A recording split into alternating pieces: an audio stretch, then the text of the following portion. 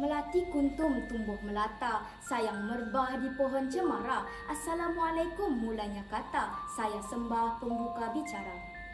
Assalamualaikum dan salam sejahtera kepada semua hakim, guru-guru dan rakan-rakan yang saya hormati sekalian. Nama diberi Izatul Rizwanis binti Rino Hirmizi. Saya berumur 16 tahun dan kini belajar di SMK Agama Limbang. Kod sekolah saya ialah YRA 5101. Pada hari ini, saya sangat berbesar hati untuk berkongsi tentang sebuah buku yang telah memberikan inspirasi dan motivasi kepada saya, iaitu 19 Hari untuk Rasa Bahagia karya The Faiz Ibrahim. Sebelum memulakan bicara saya pada hari ini, biar saya memperkenalkan sedikit mengenai penulis buku ini. The Faiz Ibrahim adalah seorang penulis dan motivator terkenal di Malaysia. Dalam buku ini, beliau mengisahkan perjalanan kehidupan serta pengalaman pribadinya dan bagaimana dia menemukan makna kebahagiaan dalam kehidupan sehari-hari.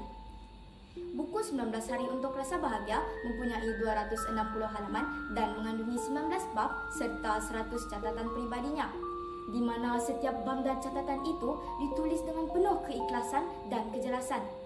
Setiap bab menggambarkan satu hari dalam proses untuk mencapai rasa bahagia yang sejati.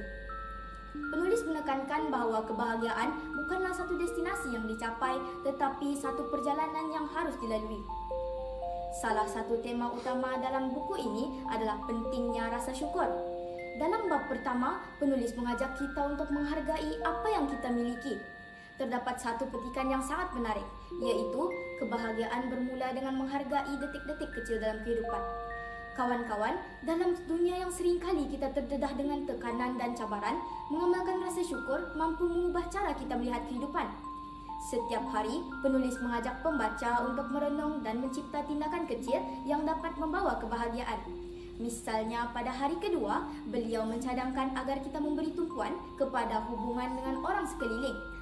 Membina hubungan baik dengan keluarga, rakan dan masyarakat sekitar adalah kunci untuk merasakan kebahagiaan yang lebih mendalam. Selain itu, buku ini juga menyentuh tentang pentingnya kesihatan mental dan fizikal. Dalam salah satu bab, penulis menghidangkan beberapa teknik meditasi dan senaman yang pernah membantu dirinya. Ini mengingatkan kita bahawa menjaga tubuh dan minda adalah salah satu langkah penting dalam mengejar kebahagiaan. Buku ini juga penuh dengan pengalaman pribadi penulis yang dapat dikaitkan dengan kehidupan kita seharian. Salah satu cerita yang menyentuh hati adalah tentang bagaimana beliau telah melalui saat-saat sukar dalam hidupnya, namun akhirnya beliau bangkit semula dengan mindset yang lebih positif. Ini memberikan saya keyakinan bahawa setiap cabaran yang kita hadapi adalah peluang untuk belajar dan berkembang. Dalam penutup 19 Hari untuk Rasa Bahagia bukan sekadar sebuah buku. Ia adalah panduan dan motivasi untuk kita semua. Saya percaya mesej yang disampaikan oleh The Faiz Ibrahim adalah sangat relevan untuk generasi kita yang sering tertekan dengan pelbagai cabaran hidup.